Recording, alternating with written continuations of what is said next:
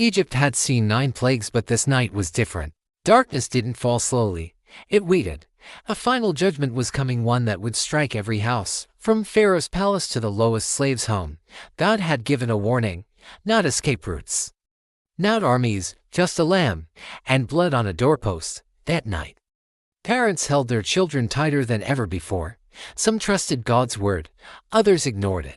And when the destroyer passed through Egypt, the difference between life and death wasn't status, wealth, or power, it was obedience. Why did God choose this sign? What did the blood really mean? And why has this night echoed through history longer than any plague that came before it? Stay with me, because the night death passed over Egypt wasn't just about judgment. It was about redemption. Have you ever wondered what it would be like to witness an event so powerful it could change the course of history in a single night? Today, we're journeying back thousands of years to ancient Egypt, to a night shrouded in mystery, terror, and ultimately, liberation. This is the story of the final, devastating plague, the one that broke the will of a pharaoh and set a people free. Our story begins in a land of towering pyramids and majestic temples, ruled by a powerful king known as Pharaoh. For centuries, the Hebrew people had lived in Egypt, but their status had changed.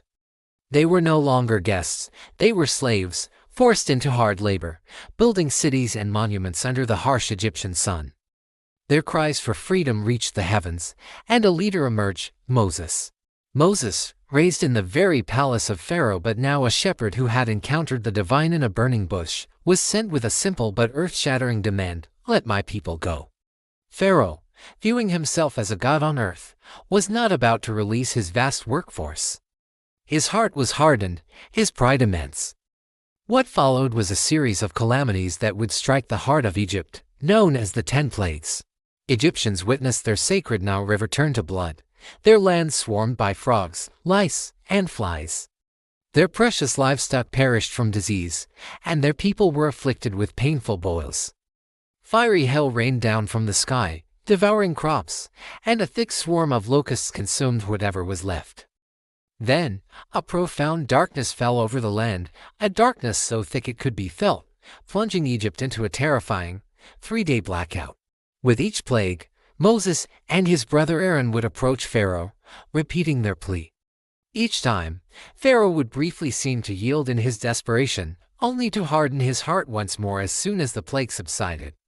He was locked in a battle of wills, not just with Moses, but with a power far greater than his own. After the 9th plague of darkness, Pharaoh's defiance reached its peak. He furiously warned Moses never to see his face again, for on that day, Moses would die.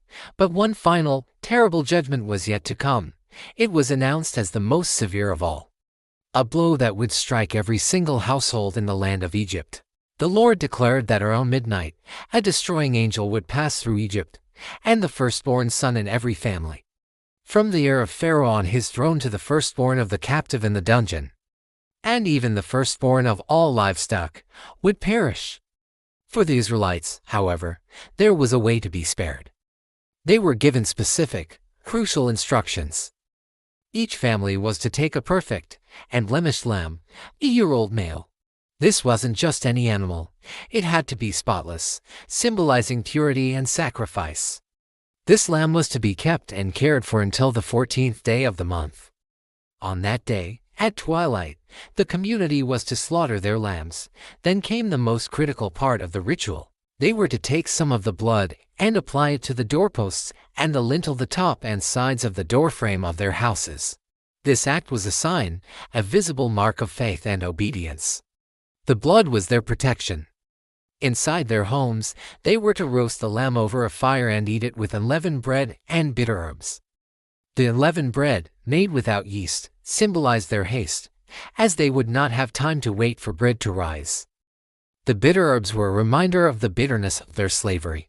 They were instructed to eat this meal fully dressed, with their cloaks tucked in, their sandals on their feet, and their staff in hand, ready to leave at a moment's notice.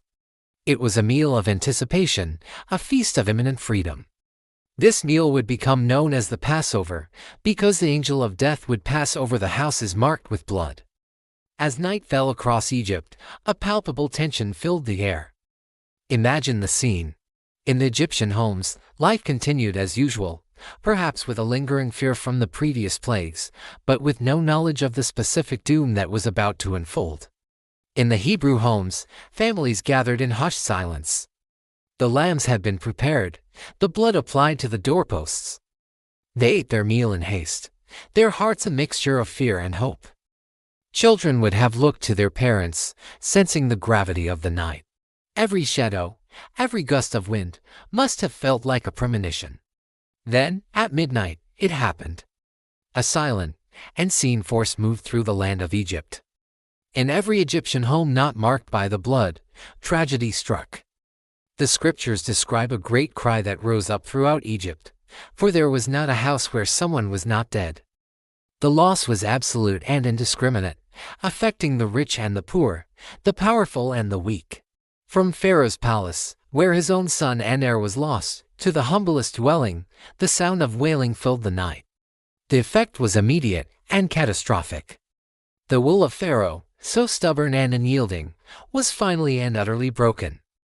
The same king who had threatened Moses with death now summoned him and Aaron in the middle of the night.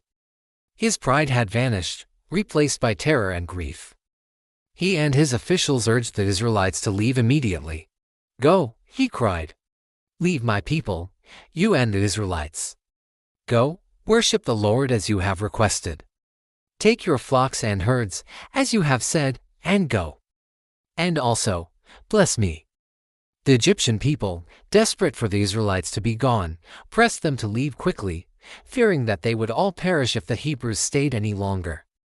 They showered the former slaves with articles of silver and gold and clothing, fulfilling a prophecy that they would not leave empty-handed.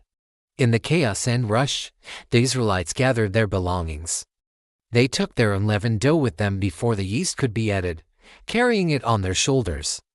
A vast multitude of people, about 600,000 men on foot, besides women and children, along with their livestock, began their exodus.